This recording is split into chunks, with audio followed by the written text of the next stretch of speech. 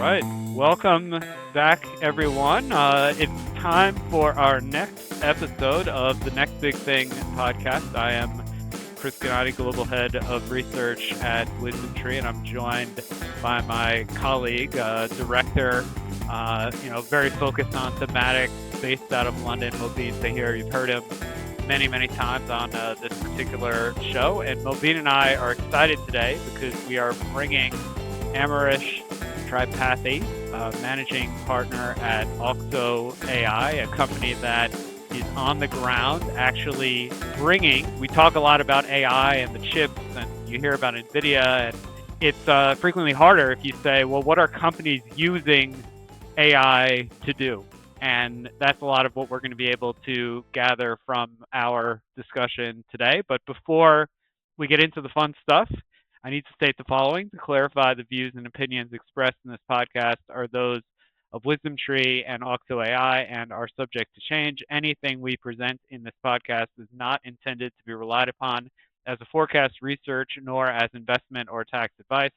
The information and opinions expressed in this podcast are not a recommendation, offer, or solicitation to buy or sell any securities, and reliance upon them is at the sole discretion of the listener. Please remember, past performance is no indication of future results. And so, with that out of the way, Amaresh, I would love to hear a bit about your background because you've had the benefit of seeing many seasons in technology, adoption of the PC, adoption of mobile computing, the app economy. These things haven't existed, just forever. They all sort of went from not existing at all to seeming like they're everywhere. So would love to hear how you sort of came up in the industry and what areas of focus you've had that lead you to being the managing partner at Auxo AI. Sure. No, and Chris and Mobeen, great to be here. And I'll do a little bit more chronological thing so that it gives the context and around my biases. My introduction to AI actually was in on during my undergrad days. I was doing a lot of work around evolutionary algorithms like neural networks, which became deep learning, which became kind of what we have right now. And I was doing very fascinating use cases around electricity, kind of like power predictions around how much electricity people use, around routing of vehicles. And that led my interest to kind of in my grad school, where I was doing a lot of work around autonomous vehicle routing. I mean, that was like late 90s. I mean, at that point in time, neither autonomous vehicles were any time close, nor was like that you're going to do the routing, everything. But that was my research. And during my grad school days, I went to Texas Austin, and everything was around me was blowing up with all the internet hype and everything going on. And that, in some ways, led me to finish my graduate school, but not never complete a PhD, drop my PhD, and get into the corporate side of corporate world, and join a consulting firm, a management and strategy consulting firm. And I got started working on things like spectrum auctions because the mobile networks were still there. They were still auctioning up airwaves at that point in time. So I started getting into that, into marketing of like large mobile data. I did a lot of work with telecom carriers in the beginning, and because they are the only guys who had a ton of data at that point in time. But anyway, that led me to this whole, I would say, analytics, data, large scale data problems, very early 2000s. And the whole thing around at the same time, there was I would say the internet evolution was going on after the dot-com crash happened. Internet this thing is going on in the enterprise and consumers. Google is coming up, and the mobile stuff is I'm actually helping set up all the mobile stuff that's kind of going on at the same time. And then I'm working in analytics. So it's like three or four major trends. I was like early 2000s, I was touching. And if you get a fast forward, a 4 or 5, like 3 or 4 years after that, around mid 2000s, what became very obvious was I wanted to, at least more personally, I saw all of these technology, this thing that was evolving. What was my personal passion was this notion of how people make decisions, right? Because when you see like large decisions, small decisions, and then I was like, okay, how people make decisions. And if you think about it, consulting companies help like their clients make decisions. And I was like, but they are doing it through experience. They're not doing it with data. And that essentially started my journey of data analytics in enterprise space, mid 2000s. I ended up starting the data analytics practice of a consulting company at that point in time when I was working there called Diamond Technology Partners. I started and running and building it out with a couple of my colleagues. That grew and we sold. The Diamond got acquired by PricewaterhouseCoopers. I joined PwC, and I kind of had a little bit longish stint at PwC, running their data analytics and all the big data and all of the stuff that we're seeing, cloud, everything started coming up, and that led to me joining another company that where I was running their same thing. I was running their business, but in this case, in the context of operations, I went to a company called Genpact that runs. It's a business process outsourcing company that runs large scale operations. So I got to see whole how data analytics and AI at that time is starting to intersect with very large decisions, very strategic ROI based decisions in operations, in all kinds of enterprise setting. And a couple of years ago, when I saw, and I've been looking at ChatGPT 2 onwards we had a research team under me in Genpact. And when I saw, it really took me back to my late 90s days of AI. It seems like, oh, there's something different that's happening here. It's a very different pattern, and it started reminding me of what could potentially happen, what happened in '99 when I was getting out of grad school. And that led me to, okay, we need to kind of this whole thing around how does the enterprises will adopt AI. It was very obvious that there will be a space that will be created for companies that specialize in that. So that led to the birth of Auxo AI with a couple of my co-founders. So that's a little bit longish story, but that just ties it into how it has evolved. It's in some ways the story probably of 2 decades in making. We just have started 2 years ago. Now, Amaresh, you got me thinking because essentially it's not a constant what AI the term what when people would use that term in say 1999 or 2003 or 2012, and you have these certain moments like the 2012 moment with sort of the ImageNet result, the 2017 moment that I admit I wasn't paying attention to, but the attention is all you need paper comes out, and I think GPT 1 and 2, and we don't collectively really pay attention until I guess 3 or 3.5 in November of 2022. But what when you were saying AI in like 2003, 2004, how did that compare to say when we are talking about AI today? Number one, till around, I would say, 2017, 18, AI was a technical term. It had the definition. I mean, we can still argue, but it was more of a technical definition around what it is not. That people still are kind of arguing about that. Right now, AI is a marketing term, right? It's like everything that you kind of is pretty advanced is AI right now, right? Whether it's truly AI underneath it or like what it is not, and quite frankly, it doesn't really matter. So that's number one. So that's kind of there's a big difference around. I actually don't. The difference is the way you described it, ImageNet, deep learning. Earlier there were neural networks, ImageNet, deep learning, cloud. The attention is like transformer models. These were technical advancements that happened, but no one really cared about it, right? People cared about it when it became kind of a consumer event, which was November 2022, right? The only parallel I have seen, at least in my career, is BlackBerry and iPhone, right? Yeah, BlackBerry was there. It was fairly big. AI analytics were there. It was fairly big also. But no one really cared about it. And no one like, yeah, it's like, yeah, there's some like business people like use it to text and send emails. And then iPhone came in, it became a consumer device. And then that so basically now consumers are dragging businesses rather than the other way around. And I think that is fundamentally what had happened in November 2022. It became a consumer discussion. And now, obviously, it's a much broader. It's a little bit more. It has more cultural connotation to it than just as a consumer discussion. That's probably the core difference between that. I mean, there were technical stuff, but that's kind of only part of the story. Amrish, you outlined your journey, your professional journey, and with technology and AI and so forth. But you have a very unique position in the sense that you also have a strong foot in the academic world. Yes. And in any field, you can have similarities and differences in the way the academic world approaches a topic versus how the industry approaches a topic. Yeah. I would love your take on how you see the AI conversation evolving across both those realms. Yeah. It's what's number one is uh, the AI discussion till around, I think, 2010s was academic leading industry research leading enterprises. That is how it was set up, right?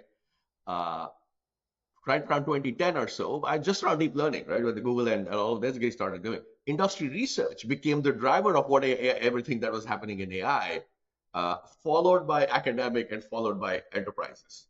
I would argue right now, well, where we stand, I think industry research followed by enterprises and then academic. It's the order in how kind of people are kind of what's the importance of where the thinking is evolving and who's pushing the agenda is I think slowly changing, and obviously now governments are jumping in. I think they will have a huge implication of into the whole thing also. So I think so. So the order of where action is happening has changed. The one thing though, uh, and for very good reason, you needed the industry research and enterprises to lead it because that's where most of the applications are. You would have government and academics lead the downside protection of AI a lot more, which I think will be I mean, it wasn't like that. So there's a technical piece of it, and then there's probably a societal piece to it. But I see the academic discussion a lot more around how to use it right, ethics, educating it the right way, which is, I think, the right. That's where the right emphasis should be. And so I would say AI defense kind of stuff is in like the offense approaches of AI is with industry research and enterprises, and the AI defense side, I think academics are still doing is where it is being driven, and governments and entities very quickly. We see, Amresh, at Wisdom Tree, it's quite tempting in the investing world to fall into the trap of thinking that in the AI world, big tech takes all, and Mhm. you've got that scale and scope, and maybe in the AI world they can do everything. Some people talk about moats or barriers to entry for new players to enter this space. Yes. But you, having been in the industry for many years, you've now founded your own Yeah. business. I would love to hear, because we at Wisdom Tree love to see how emerging players craft a place for themselves in that ecosystem. Things that maybe big tech missed, things that maybe big tech doesn't have the capability to do, and how emerging players create their own niche. So I would love to hear Auxo's story from your side. What problem did you see that you thought really needed solving? Yeah, no, absolutely. See, the Oxa story, I mean, obviously the big, I mean, they're two separate questions. Let me tell you the Oxa story, and then I see kind of how I see big tech and kind of the whole stack emerging. Uh, I mean, in especially in the enterprises, see, my view to the world is how enterprises adopt technology. I've seen a few cycles of that. And what there are a few things that are always common, which is technology capabilities are ahead. Like whether you took internet, whether you go and talk about mobile, whether you talk about cloud, the technology stuff was there for some time, right? And the adoption and industry lags, right? And normally, and that difference normally raises, like basically creates a bubble of some sort between any cycle that you would go and see, right? And but all of these bubbles, so that was kind of the core thinking is this everything that is happening in AI. There is just no way. Well, I mean, because we are talking to clients, we understand how people buy. It's like they don't understand any of it. Everyone is confused. So our angle was, and which I think is always every kind of thing, that it creates opportunities for upstarts in that whole application layer, right? If you think about it, every new or interesting companies in these things happen in application layer. Think about Uber in the mobile space. Think about Google at that point in time. It's actually started as an application. It became an infra player much later, right? It built application layer. So I think there was a space in the application layer where you can kind of bridge the gap between technical advancements and practical value. And so that was kind of the core premise at which we started. I mean, we took a trademark on the term AI made real. And that is basically because that's kind of what we want to focus on. And then the question is, where within that would you focus on? Like, is it a particular use case, particular industry? We can talk about all of that, but that's kind of that was the core insight around how we started Auxo. And the other aspect of Auxo that we said is, how do you actually do that? The way you do that, at least our belief, is you have to bring three things. Normally, you have to these things are a journey, building application layers. So you need people who have taken like clients or enterprises on a journey, which are normally like management consultants of some sort. But the thing is, this is very deep tech. So how do you bring in deep engineering skills and deep consulting skills together with a bunch of IP that you create to speed up the whole application adoption? That's kind of what kind of in the summary how we thought about the Opsa story. But if to answer your first question there, where is the moat and everything? The reality is, uh, it's not 100% clear at every layers. There are some layers there are you are a little bit more confident than the other layers, like the infrastructure, like the core infrastructure and the chips layer, and that it's becoming really clearer and clearer. Nvidia will be a major player. It may not be like winner takes all, but yeah, it could be 60-70% market share. But that has happened everywhere. But there are missteps. Large companies do missteps, like what Microsoft did in the internet era. And that creates opportunities for others. So that I think will happen. But as you kind of move up from there to software layer to eventually to the application layer, I think the market size also becomes bigger and the fragmentation becomes bigger, and more companies can start playing in that space. I mean, so there'll be more opportunities for people who really truly understand this. Because what actually also happens is, because today's application players to basically try to rebrand everything into whatever they were doing into AI for the last 20 years. Some of them will kind of succeed in that rebranding and kind of repositioning, others will not. So that kind of creates, that's a massive space and that creates a market. So that's kind of, I think what will kind of happen over next 5, 6, 7 years. And it'll create all kinds of interesting opportunities for Auxo AI and a lot of other companies who are in this space. So Amaresh, it's funny that I feel like you're at the exact sort of where the rubber meets the road area of one of these discussions. Satya Nadella last week was on the Dwarkesh podcast, and he was talking about a bunch of things. But one of the biggest things that I took away was he said multiple times we're going into a world potentially with 10% global GDP growth because and he was sort of saying we shouldn't be focused on Microsoft's next quarterly earnings Right. and but they get the revenue up a certain amount because of AI and all the rest. You should be focused on what are the customers using the commodity of AI to actually do. And Yeah. it feels like you're in that position where you're actually seeing real businesses, real customers taking these tools, using them to do something. So I personally would love to hear some story because this is I feel like a lot of what gets missed. We spend all of our time saying what was the percentage of cloud user growth in Microsoft Azure or how is Right. Google doing with this, and we spend all our time sucking the oxygen out of the discussion with that stuff plus the Nvidia stuff, and it's harder to Yeah. know what are the companies in different industries really using this stuff to do. Yeah, absolutely. Okay, I'll give you a sense of kind of what I see today, and but also I would want to give you a little bit of a ride and a caveat. I mean, because I'll remind you, like initially, internet, what were people doing? They were sending emails. That was like the killer app, right? I mean, like so in mobile, what were people doing? They were playing games. That was the killer app at that point in time. There was no Uber. No one had thought about Uber at that point in time. And in internet, they are not thought about all the things that can be done.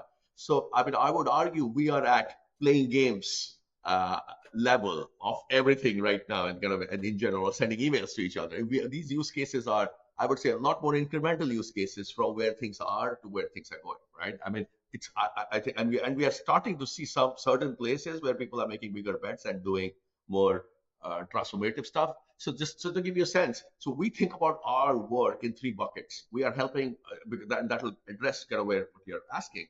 We think about what people are like, how are help companies getting ready for AI readiness. How are companies accelerating their AI journey, which is essentially what they were doing, but they do it faster, which is AI acceleration. And third one is how do they use AI to reimagine a business process, AI reimagination.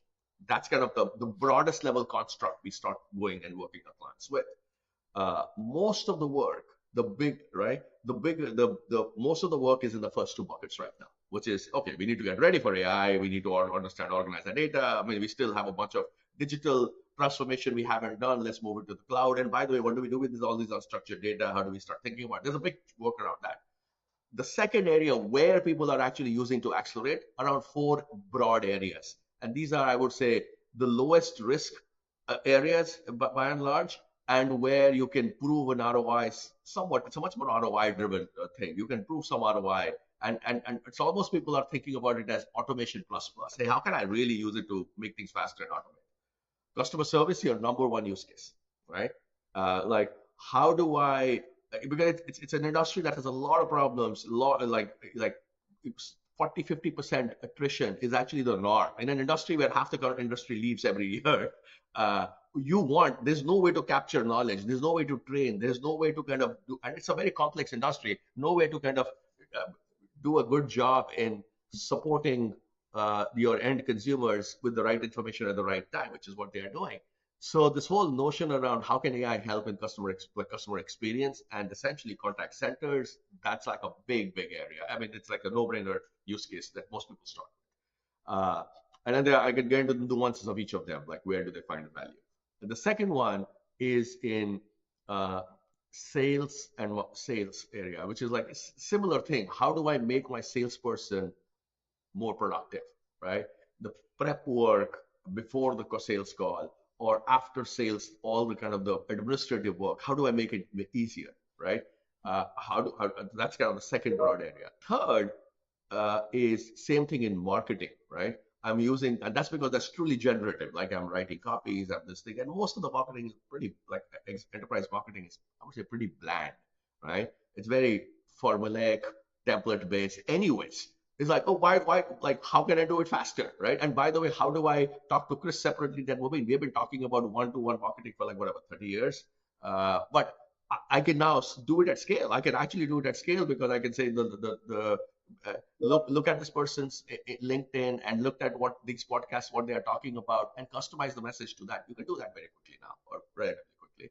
So marketing and a much more personalization and speed on more templatized stuff.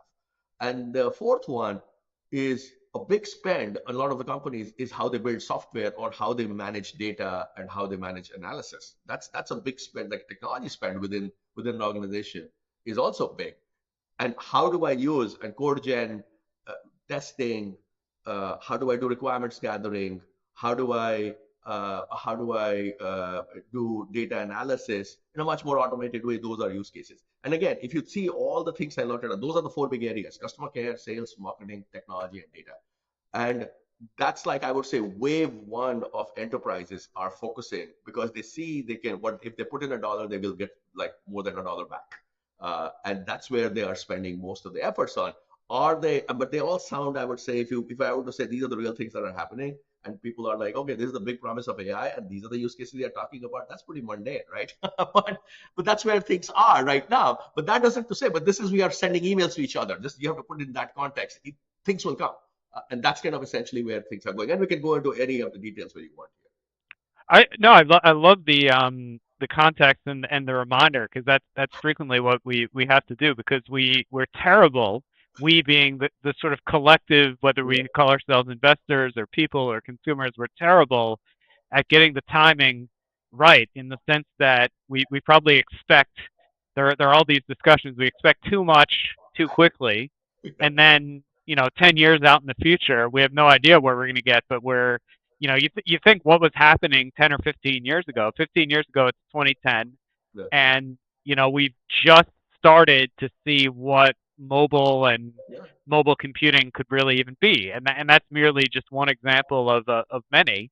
Um, Now, something that I feel like is always in the background every time the big companies report, it usually doesn't really get addressed because they don't, they, if they're going to talk about it, they talk about certain big recognizable customers that are doing something. Like when Satya is doing his earnings call, sometimes he's mentioning, Yeah, such and such company is using Copilot, yeah, and he's using it to build the narrative as any good CEO should do. But what I was wondering, to get your on the ground window, you've outlined sort of these four areas. How long does it typically take from the moment where, and you probably only know when they initially contact you and say we want to do this AI stuff, because they may not automatically know the four areas. They might just say sure. AI, it's in every article, I've got to do something. How long from sort of the call comes in to when, because this is something that I feel like people underestimate all the time. They don't realize how long it takes an enterprise to go from we have an idea that we should do this to we're actually doing it and it's adding value. It could be months, I feel like, or it could maybe in some cases be years. Yeah, I would add two contextual points that will help you think about and actually answer the question there. Number one is, if you think about it, there are three buckets of clients who come in, right? Or three buckets in which I would put enterprises. One is, hey, my board is telling us to do something in AI. We have to figure out what something to do with AI, right? That's one, right? Second is, and that's the second is, I am doing something in this particular way. All of this noise about this AI, like if let's say I'm running a customer care center, right? Uh, or a technology group. And like all of them are like all this hype is there. Hey, what can AI do for me? Right? That's all the starting point there. And the third starting point is uh, I have, oh, I mean, I all of these things that AI are doing. I know we are behind. What do I need to start with? And it's not like enterprise is not one thing. Different companies, different sectors, different things, and they all are at different starting points, right? And there's a distribution. Uh, so that's number one. So my point is, and then once you're going to do that, how you get people aligned, everything. So enterprise has a lot of friction around. Once they decide they want to do something about it, to agree on what to do, where to focus on, and getting everyone aligned on. That itself is a big chunk of work like every company like us or every technology company faces. So let's leave that aside for right now, because that could be a matter of weeks. I've had clients where, I mean, I'm talking to one where we started talking literally 2 weeks ago. They're like, we are going to do this. We will take a risk. We will do it, and we'll figure it out, right? And I think we'll get started maybe next week or a week after. So it's like a 4 week thing. And I have my clients. I'm talking for them for a year. So let's take that. So there's a huge variability there.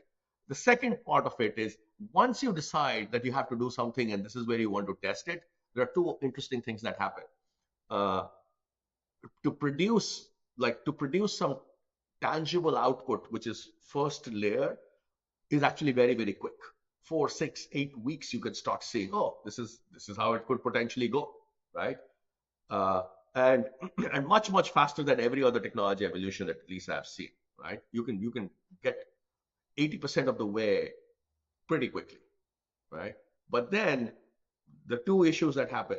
One is, technically, now I need to take this 80% and make it 100% technically. Like I need to scale, I need to put it on my security policies, this policy, that policy, and, and it takes a long time there because we haven't figured out a bunch of things technically there, and there's not a whole lot of experience of what to do, what not to do, where are the kind of the landmines. So that stuff takes a lot longer. I mean, but still, it could be, if you're clever about it, it's a few months. Uh, but the hardest part is actually the people part, right? Because once it's working, means people actually, if you think about customer care, right? Let's take one particular example, right? It's like, oh, we are saying is, uh, we will, I mean, there's like a use case which kind of works, not all the time, is the person is like the contact center agent is doing a chat and you're trying to rebook a flight, and an AI thing is on a copilot or some version of AI is telling you, oh, this is nudging you real time what to do. Let's say that's the use case. You've heard it many times. What are the practical challenges? You can create the first, like in a few weeks, you can create the first version of it fairly quickly, right? That you can do. But then you will realize that their system has three different systems because they have grown through acquisitions. So it doesn't integrate into any of these things. So if I want to scale it, I can do a POC of it. But to scale it, I now start thinking about APIs into these three systems. And by the way, some of them are on-prem, some of them are a cloud, something. I can't buy to have a huge latency. This is a real-time application. I don't have a massive latency. What do I do with latency now? I mean, those are the kind of technical challenges that will happen. But the more fundamentally on the people side of it, it's like now you are actually training the person to, instead of going from a flow to look at something. I mean, just think about, like, if you were kind of doing this podcast and you have to always look at something and then ask a question, it'll be very unintuitive, right? And so they are not going to adopt it. And by the way, even if I adopt it, even if it's 20% wrong, I will blame everything on it. So right. Yeah, yeah. So that's the other issue that you have. So the other issue it becomes is, what actually happens is your best agents are required to train a model like that. And the best agents have the least to get out of it because they are already best. So then that creates an incentive problem. So the actual deployment of the incentives around people, the training, the workflow changes, that's massive, right? That's where the biggest kind of, and that's why I mean, this is not, by the way, this is not only an AI specific issue. This is an issue in every technology era. And that's why it takes time to sort it out. So there are two times we are talking about, from making up your mind, how much time takes you to make up your mind. That's a huge variation. But once you get started, you make a very rapid progress and then you get slow again. That's essentially how that works. You use the word agents, which got me thinking, Amresh. You wrote a post on LinkedIn a few days ago. Yeah. All automation roads lead to agentic. Right. That was an interesting post for sure, because of course agentic AI is a hot buzzword right now. Even internally, when we were talking about it in our team, we almost stirred a debate. Is this the next big thing or is it not? And there were opposing views even inside our Yeah. team. But of course, it's an exciting one, agentic AI. Some people describe it as, you can be the CEO of your AI agents and have them do all these things, and it frees up your time. Would love to hear your thoughts on, what made you take that view, all automation roads lead to agentic AI. Yeah, I mean, I'll just step back a little bit because my job is sometimes is to kind of just, at least in my mind, how I've simplified stuff to kind of express that. Because part of that whole LinkedIn and everything is self-discovery learning for me, and kind of I just try to capture my thinking in a clear way. And in AI, that's a hard thing because it's everything is a buzzword right now. So I said it's a marketing movement right now. It's not really a technical movement. So technically, how do I think about agentic? Let's kind of talk about. Tell me of my version of it, and then we can start thinking about kind of what I feel about it, and so the automation piece. If you think about it, in November 2022, we had ChatGPT 3, right? And essentially, it's like it had some skills it came with out of the box, and the skills was I can do Q&A, and I can do summarization, I can do content generation. That's basically the three skills it came out of the box from, right? A lot of excitement, and I can prompt something and all of that stuff. And prompt engineering was the technical stuff, and then I can kind of do this. And then enterprises realize that's good, but it's not really that very useful if it doesn't work on my own data, right? And that came to, I need to now give it more skill. When every time you give it more skill, you start building something around it. You build more software around that core model. So in came RAG, right? Retrieval augmentation generation. I can point to my own data. They start talking about fine tuning. I'll give my data to this thing. So what all they were trying to do is now make this out of the box skill set relevant for my data. Then that was all good. But the reality is there are more skills. If you go deeper into enterprise, how actually enterprises work, you realize I have a Pega orchestration system. I have a UiPath RPA tools. I have this.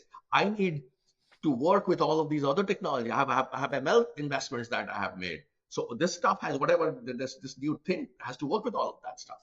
So I need to now connect them to all of these things also in the right way, right? So now I'm giving them, hey, can you build the tools? Can you put the tools and use all of these tools that I already have in my enterprise? That's where some people call it agentic right there. Some people call it composite AI. like Gartner will call it composite AI. So different views, but it's like so. And then finally, if you go and do that, which is I think where there's a whole excitement and fervor on this agentic, is now that I can work on my own data, I can do all of these things, I can use all these tools that already exist. I can ask the LLM to plan the whole thing and do a goal seek. Okay, it's like an Excel goal seek. This is your OKR. Now do this, right? And because you have all the tools like a human right now. That's what the excitement of this whole agentic is coming from, right? So so in some ways, this notion that this particular thing that we built around generative AI is going to connect to every other fabric of the enterprise, right? And they will do some sort of an orchestration, deterministic or predefined orchestration or a later orchestration would I think going to happen. It's already here. So that part of it, which is you're starting, whether if you're doing RPA, whether you're doing orchestration, whether you have ML, all of those things will either start connecting to this. That was the point of the post, right? And all future iterations of those technologies will lead to this kind of an architecture. I mean, it's just obvious from their perspective. But will that then create goal seek? And then with all the things that we need to figure out, it will start operating on an autonomous way. I mean, I remember the autonomous vehicle work I did in like late 90s, right? I mean, we're still figuring out autonomous today in vehicle routing with so many dollars, so much effort and everything. It's not that straightforward a technical problem to solve. And then there's all kinds of societal problems that will have or enterprise problems. So very, very bullish because I think the real value, this whole, even if we are at composite AI, let's say at the composite AI layer, I think there's a ton of value in enterprises that will be generated. I think uh, the the product roadmaps of those companies will change. Enterprises will get a ton of value through kind of just speeding up the business in some ways. Whether it will lead to true autonomous functions within the enterprise, I think that's where probably we are going next. We will try it, but we'll get halfway there, is my sense. But even halfway there, yeah, Tesla is the most valuable company with a halfway autonomous vehicle in some ways. That's probably what will happen. Speaking of roads and autonomous vehicles, Amaresh, one thing that features quite prominently on Auxo's website is this equation explaining enterprise velocity, which I found very interesting. It almost had your signature all over it from the academic world. It seems like a very mathematical academic equation, but seems to have a real practical meaning as well. And I'll just read it for our audience. Enterprise velocity is equal to data times digital raised to the power of AI. If I've interpreted that correctly, very interesting. Now, of course, the whole idea is to emphasize the importance of velocity and speed in doing anything.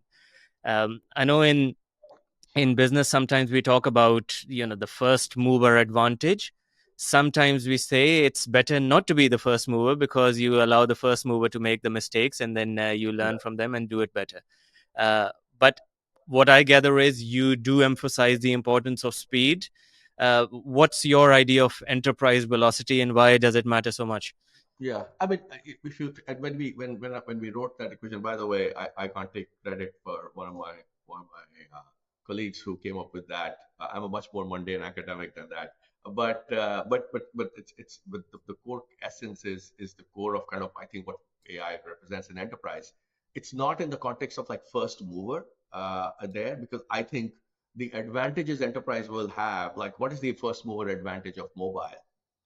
uh, it's there for some time, but then everyone will catch up. I think it'll be much more like that. It's more of an arms race than a first mover advantage. The moats are going to be much harder to kind of figure out in my mind. But what is when we say velocity, it is the cycle time of doing something, right? If you are taking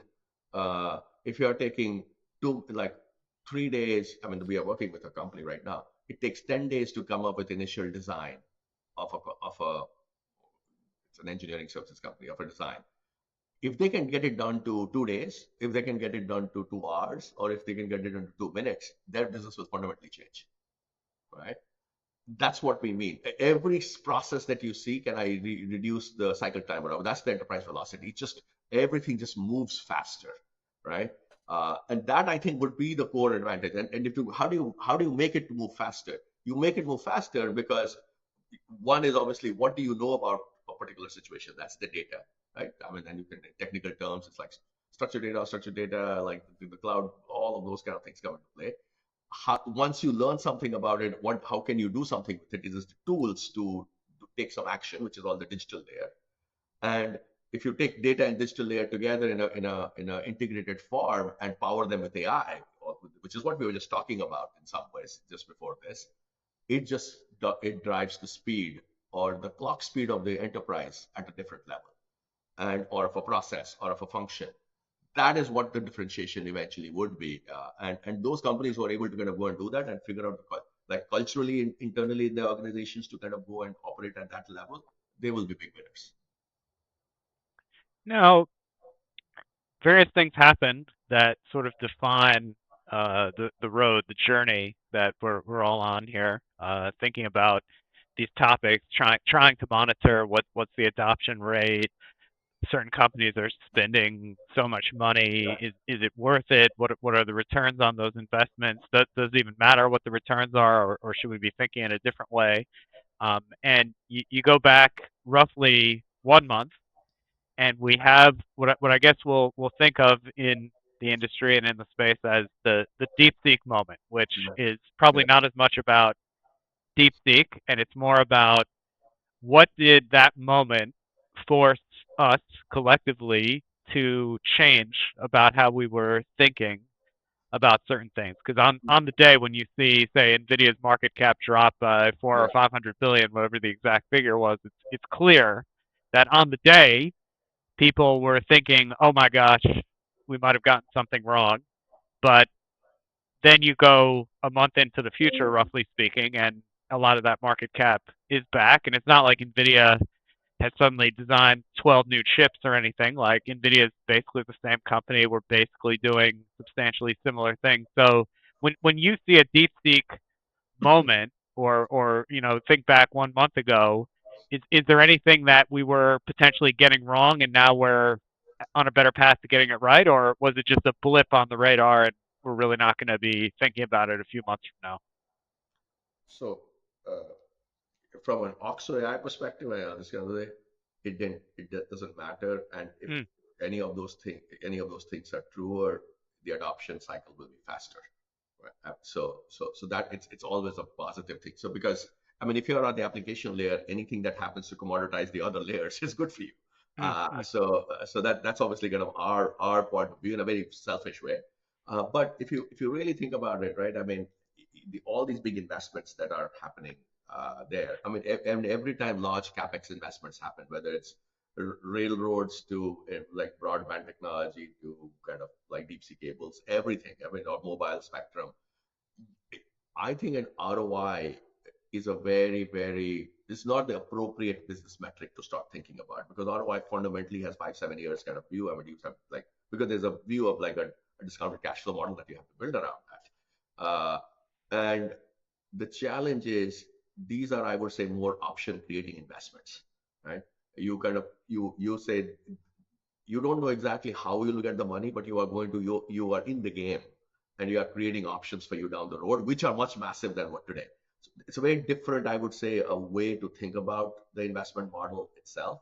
So from that perspective, I completely get why like they are defending because I mean all these infrastructure players are defending an ROI based analysts, like why they are spending as much money, right? It's a different because they have to plug the models into a DCF model with a 5, 7, 10 year, whatever the thing is. And they don't have all the answers. They are just betting for the future in a different way. That's kind of challenge number one. So from that perspective, which is why I think the whole thing kind of came in and it was a blip and kind of did it, which is like, yeah, maybe the economics of how the models are being built are different. Like that's what DeepSeek fundamentally is. Like the economics of model building probably is a lot cheaper, and you don't need as much capex or as much infrastructure. But on the other hand, you can very quickly see, okay, if the economics is cheaper, you are going to use a lot more of it. I mean, anyways, the whole thing is not based on an ROI model. So yeah, then I would need a lot more infrastructure to kind of do more.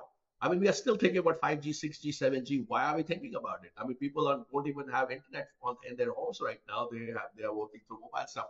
I mean, those things were unthinkable literally 10 years ago. So I think in some ways, yes, I mean, there will be kind of blips around here. Here is a hypothesis that we had around economics, and that changes a little bit. But I don't think any of these investments or any of these things are happening in the context of as I said, an ROI based uh, view. They are being invested as, okay, if it becomes cheaper, people will use a lot more of it. Well, let's continue spending. I think that's kind of the mindset there. But from, as I said, from an application perspective, it was anything but good news. Yeah, it becomes cheaper, it's better. Now, another thing, and I was thinking, Amaresh, I'm going to test something that Mobeen and I have already put out in writing. I think we've already put it out in other podcast episodes. So Mobeen and I are on the record that if people, including you and including Auxo AI, are excited about where we're going and we're seeing more and more adoption of AI as a commodity, helping across all sorts of different business functions, alongside each time you adopt AI, you have to also adopt something in the cybersecurity world to recognize whether it's the fuel of AI is the data, so you have to kind of protect and control and deal with the data in a very specific way, or else you end up with that garbage in, garbage out type of scenario. Or similarly, if the AI system can be, and there are all these famous examples. I remember the hackers who were able to prove that they could take control of a car. So Yeah. that's very visible because it's like, oh, a car is this big physical thing. Now, most hacking is you just use it to fool people to click on a link and not control a big physical thing like a car. But it's the same principle in the sense that anytime something new comes out, you have to think about the new potential vulnerabilities. And I'm curious what discussions, if any, you have at your firm about thinking about the cybersecurity piece that Mobeen and I admittedly think always is hand in hand with the AI piece. Yeah, I mean, Chris, and actually, we think about the entire stack and the implications, and thinking about the stack. Cybersecurity is one more piece of it. I would argue, I would, and it's not like I'm not deep into cybersecurity to give you a very informed point of view, but I'll tell you how we think about it, or at least I think about it, which is every, so if in a world where you are having a lot more uh, unstructured, like basically what's going to happen, a lot of unstructured data, a lot of tools talking to each other, than siloed. It's basically a much more networked enterprise. That's basically where we are going with it, right? And now it's easier to network the enterprise and put algorithms on the enterprise. So we think about an algorithmic enterprise, and the algorithmic enterprise is a super networked enterprise. Anything that is super networked would have more security vulnerabilities. That's just, I mean, you know, that's a fact, right? And so people are more networked, and this thing, but it's not only cybersecurity. It has implications on databases. It has implications on cloud compute. It has implications on everything, including cybersecurity. So yes, I mean there will be a lot more of it that will be need to get figured out. The interesting question actually is the reverse one, right? Uh, Most of the cybersecurity things happen because there's actually a human involved in it. Mm. The mistake is almost a human mistake that actually creates the cybersecurity issue, right? Would uh, would a, if it's an AI agent, the likelihood that AI agent will click a spam link is actually a lot lower than a human, right? And so you could, I think it would, the reverse would be interesting to also think about. And again, it's a thought experiment. It's not something I have like deep perspective on. But if you have like, yeah, it's a super network world, so there should be more. But if there are more agents also in the play, or more time, like a AI is talking to AI, is it safer or it is worse? I don't know. You could argue both ways. I mean, for instance, I mean, in the whole autonomous vehicles, I mean, I could argue autonomous vehicle revolution would be much further ahead if all cars were driven by all cars were driven in an autonomous way, and there were no drivers on the road, because molecules that think are the bigger problem. Molecules that don't think are not as big a problem. Mhm. And so that's all the completely different perspectives, a more philosophical perspective. But yes, but I agree with your broader point that yeah, there would be more challenges on cybersecurity as in everything else. Amrish, I'm curious. Would love to ask because your career, you spoke about the evolution of the tech space, and your own interaction with it. Uh, in the investing world, we have this famous quote, we say past performance is no indication of future results. Yes. But people love to still draw conclusions from what happened in the past, Yeah. even if they are completely unrelated episodes to what is happening today, Yeah. because they like to draw lessons. And sometimes they draw lessons for what's happening in the AI revolution to what happened in the internet revolution. Of course, the Correct. internet was a technology that remained. It was a game changer, but there were episodes in the market which caused people some concern, and they cause people concerns today if we are going to have a repeat of that. So I'm curious how you see if we are going to see something similar, or indeed this time is going to be different. No, history rhymes. Sorry, history doesn't repeat, but it definitely rhymes. And listen, I think this is not only internet. I mean, you go like look at any aspect of history where there is large capex investments that has been done, and you go and see that the the aspiration of rapid adoption versus the real adoption, that curve, there's always a gap. And there will be a gap. I mean, we see the gap right now today, right? I mean, if you were to go and today say, okay, how much money is being spent and what use cases are there in the enterprise and what's happening in the consumer space, is there a delta? Yes, that's a massive delta, I think. And I've written about it actually on the LinkedIn post. There's a lot of posts around that which talk about that. So yeah, there is a delta. I think it's about the curves, which is like what is the what I mean. So will that cause panic, and will that cause challenges? Yes, it could. The difference this time is the people who are putting in the money are themselves the actors. It's not financial investors putting in as much money. It's like I mean, they're using their balance sheet. Large companies are using the balance sheet. So there are things that are different about it and things there. But will the adoption curve in next 3 years like be underwhelming and they'll be report that this is like a dud?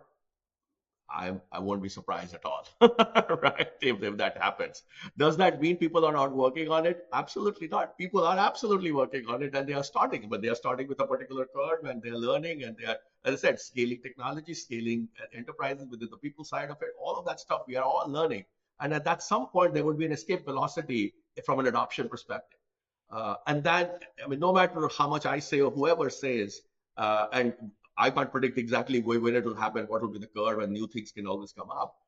But the likelihood between the excitement and the adoption would be there, and there would be a lag, as in every other cycle. It would look probably different. I mean, there was a stock market crash and like this thing because of different reasons.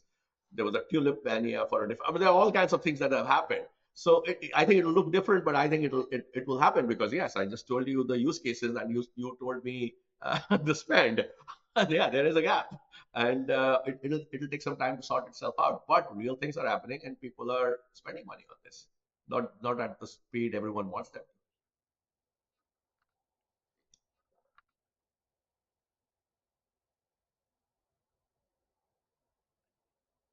Mobeen? We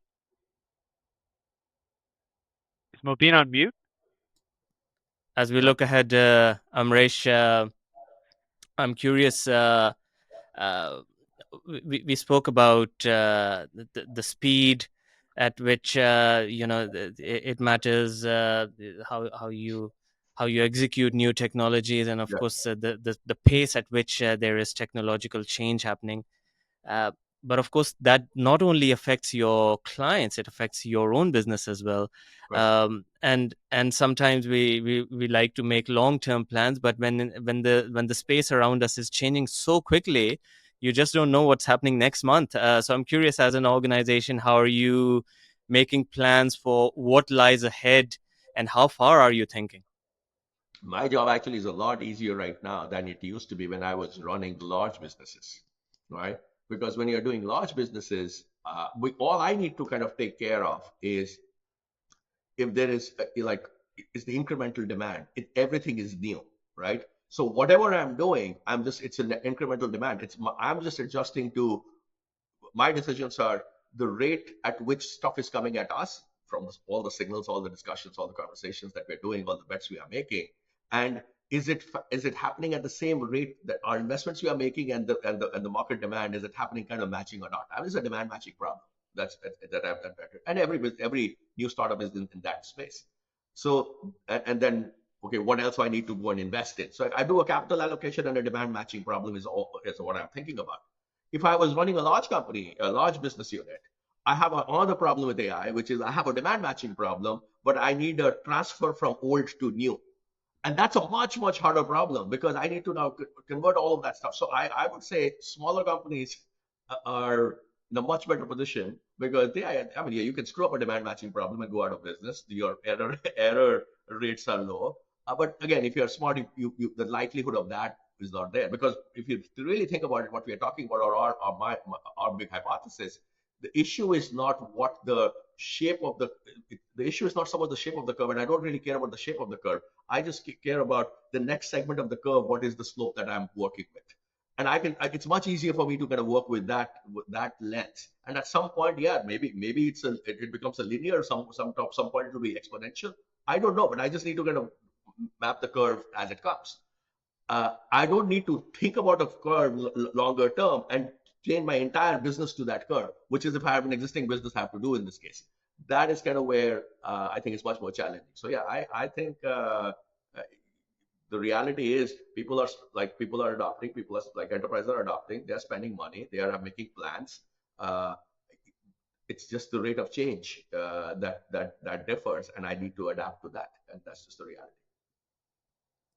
Amaresh, I had my final thought here as we wind down. You've mentioned autonomous driving a few times. You've mentioned you've been following the space going almost 30 years back. We look at the landscape today. We have a Trump administration with certain people either tangentially or in the administration, however you define it, that have an interest in autonomous driving. You look around the U.S., you have San Francisco, you have Arizona, maybe parts of Texas, Yeah. where these experiments are happening. What is it that you would tell our listeners in terms of how should they appropriately think about the autonomous driving problem and when it might be realistic to like land in a city, you're getting out of the airport, you're going into an app, it could be Uber, it could be Lyft, it could be something else, and there's an option in that app if you want to take an autonomous vehicle. When do you think that becomes more widespread? Are we 5 years away, 10 years away? It never happens. What do you think here as a fun prediction? Yeah, it's fun prediction. I just want to, because I understand a little bit more about when you become an expert in a space, you become useless actually many times. I to be candid, I mean, again, I'm not very involved on a day-to-day basis in that space, and I haven't kept up with it for many years now. But I'll tell you one thing: if people were to ask me 20 years ago that this is an area that will actually take off as the first use case for AI, I'd say you would be crazy, right?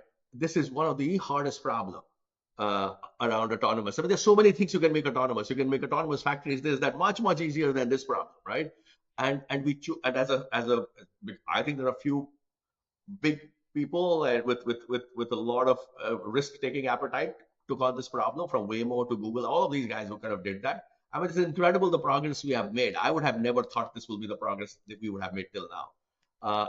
But this is also a use case where, because there are humans involved in every aspect of it, it has the most number of edge cases. Everything is in it's like things becomes easier to automate when there are more standard operating procedure and a few edge cases. This is everything is an edge case and a very few standard things. And the fact that we have made that much progress, I think I'm just amazed. So would I take a bet on, like, or do a front prediction on it's 5 years away or 50 years away? I've been wrong on this so many times. Why would I venture one more guess? I will definitely be wrong. It's it's one there are these certain fun areas that Mobeen and I sometimes sometimes the main episode could be about quantum computing or nuclear and fusion and autonomous. You have these big things which if they do happen they could change the game, but very tough to predict with certainty whether it could be 3, 5, 10, 15 more years out in the future. But Amaresh, on behalf of Mobeen and I and Wisdom Tree, thank you for joining us. I think it's been an excellent discussion and conversation. I've learned a lot. Mobeen has learned a lot. I hope the audience has learned a lot. And we thank our audience and hope that they keep coming back, subscribing, rating, contacting us, any which thing. We appreciate all of it. And we will look forward to our chance at recording another episode soon in the future. So take care, everyone, and we'll be in touch again soon.